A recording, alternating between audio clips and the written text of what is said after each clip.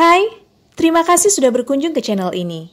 Kali ini, saya membawa sejumput cerita tentang Elizabeth Bathory yang dikenal juga dengan Sang Lady Dracula. Elizabeth lahir pada tahun 1560 dan berasal dari keluarga bangsawan yang kaya, mapan, dan berpengaruh.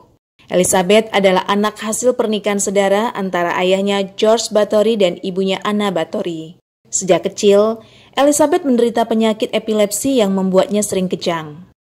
Elizabeth tinggal dan besar di istana keluarga di Exeter, Hungaria Timur. Sejak kecil, Elizabeth sudah terbiasa melihat kekerasan. Ia sering diajak oleh orang tuanya untuk menyaksikan hukuman mati. Bukan merasa ngeri, Elizabeth justru merasa geli.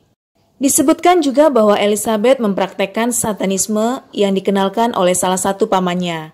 Dan di kemudian hari, pengaruh satanisme ini semakin kuat setelah diajarkan oleh salah seorang pelayan terdekatnya yang bernama Dorothea Sentes. Elizabeth Bathory menikah pada umur 15 tahun dengan Count Ferenc Nadasdy, seorang putra dari Baron Tamas Nadasdy, untuk alasan politik demi memperkuat kedudukan. Sejarah mencatat bahwa setahun sebelum pernikahannya berlangsung, Elizabeth sesungguhnya sedang hamil akibat hubungannya dengan seorang petani bernama Ladislav Bende. Karena itu dia harus dikirim ke kastil keluarga dengan alasan sakit untuk menyembunyikan kehamilannya.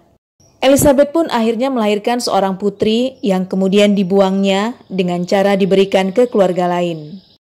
Setelah menikah, Elizabeth diboyong ke kastil yang merupakan hadiah pernikahan dari Nadasdy.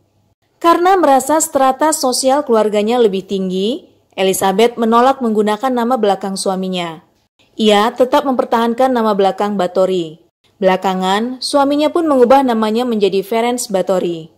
Ferenc Bathory sendiri adalah seorang prajurit yang ambisius dan pernah memimpin pasukan Hungaria melawan pasukan Ottoman di Eropa Tengah. Namun, Nadasdy meninggal dunia pada tahun 1604 pada usia 51 tahun karena sebab yang tidak begitu jelas. Apakah karena sakit yang dideritanya atau terluka akibat perang? Saat memasuki usia 40 tahun, Elizabeth mulai takut usia akan membuatnya kehilangan kecantikannya. Hingga suatu hari, seorang pelayan yang sedang menyisir rambutnya secara tidak sengaja menarik rambutnya. Elizabeth yang merasa sakit pun menjadi marah. Dia menampar pelayan itu dengan keras hingga berdarah. Darah yang memancar dari hidung gadis itu mengenai tangan Elizabeth. Dan ia merasa warna kulitnya yang terkena darah nampak lebih muda. Karena itu ia berpikir bahwa darah tersebut akan memberinya kesegaran dan membuatnya awet muda. Karena pelayan yang dipukulnya adalah seorang gadis muda, maka ia menyimpulkan bahwa darah perawan adalah yang paling efektif sebagai obat rahasia untuk awet muda.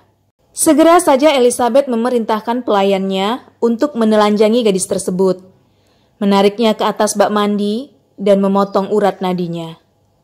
Ketika si gadis mati karena kehabisan darah, Elizabeth segera masuk ke dalam bak mandi dan berendam dalam kubangan darah. Dari sanalah kekejaman dan pembunuhan Elizabeth Bathory dimulai. Para korbannya digunting, ditusuk, dipotong urat nadinya, bahkan digantung di langit-langit untuk membuat sebuah pancuran darah. Bahkan seringkali Elizabeth Bathory mandi dan berendam di dalam darah korbannya sambil menyaksikan korbannya sekarat, meneteskan darah hingga tewas.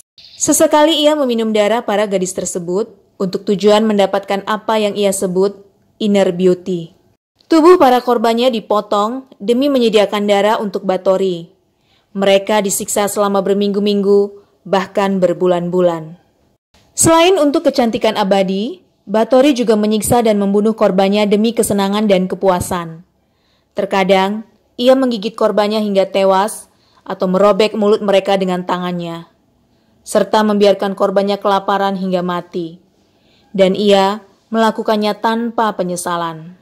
Pada awalnya korban Elizabeth Bathory adalah pelayannya sendiri. Kemudian, putri-putri petani setempat.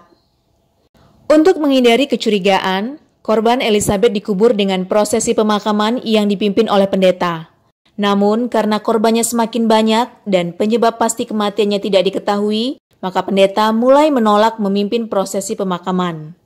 Hingga akhirnya, para korban ini tidak lagi dikubur, namun dibuang ke beberapa lokasi seperti ladang dan sungai. Elizabeth juga membuat iklan lowongan pekerjaan fiktif dengan gaji yang tinggi untuk memikat dan menjebak gadis-gadis desa agar mau datang ke kastilnya. Dan setelah itu, dia mulai mengincar gadis-gadis dari bangsawan rendah karena menganggap darah mereka lebih berkualitas.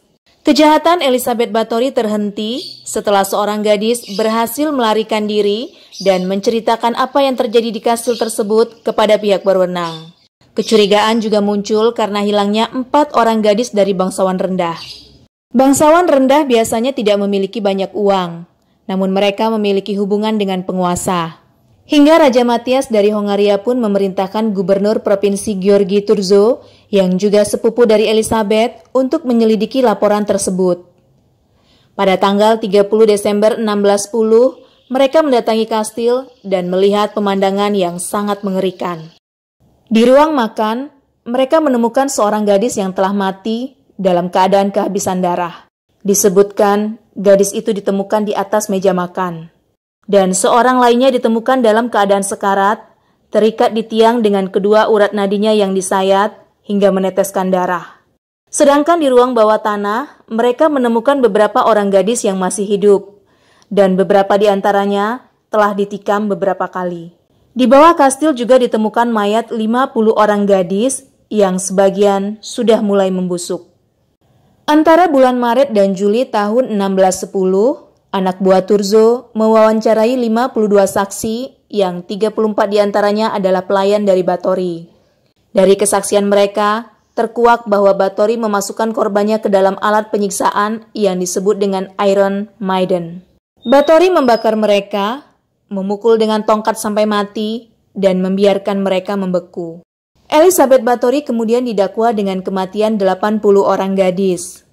Sedangkan berdasarkan kesaksian seorang pelayan bernama Susana yang mengaku melihat catatan dalam buku harian sang majikan berisi 650 daftar nama seluruh korban. Menurut Susana, buku itu berada di tangan salah satu pejabat pengadilan. Namun, keberadaan buku tersebut tidak pernah dapat dibuktikan dan tidak pernah ditemukan. Meski terdapat 32 lembaran tertulis yang dibuat Elizabeth, disimpan dalam arsip negara Hungaria di Budapest dan catatan lengkap mengenai persidangannya juga ada di Hungaria. Elizabeth sendiri tidak pernah datang ke persidangan untuk diadili secara langsung. Dari 4 orang pelayan Bathory yang membantunya, ada yang dihukum mati dengan cara dipenggal dan ada yang dibakar hidup-hidup. Sedangkan Elizabeth sendiri tidak pernah dihukum atas kejahatan apapun. Statusnya sebagai bangsawan membuatnya kebal hukum dan tidak diizinkan oleh hukum untuk dieksekusi. Namun Elizabeth ditahan selamanya di dalam kastilnya dan ditempatkan dalam satu ruang tertutup tanpa jendela. Semua pintu dan jendela ditutup dengan tembok dan hanya terdapat satu lubang kecil sebagai ventilasi serta tempat memberi makan. Sampai kemudian pada bulan Agustus tahun 1614, 4 tahun setelah dikurung di dalam kastilnya sendiri, seorang penjaga melihat makanan yang disajikan untuk Elizabeth tidak tersentuh selama seharian. Penjaga itu kemudian mengintip ke dalam dan melihat Elizabeth dalam keadaan tertelungkup dengan wajah di lantai. Elizabeth pun dinyatakan meninggal. Satu laporan menyebutkan jika pada malam sebelum kematiannya, ia mengeluhkan kedinginan. Namun hal itu tidak diindahkan oleh penjaga. Nah, demikianlah kisah Elizabeth Bathory, perempuan pembunuh berantai paling kejam dengan korban terbanyak. Terima kasih, semoga sejumput cerita yang saya bawa kali ini memberi makna. Salam.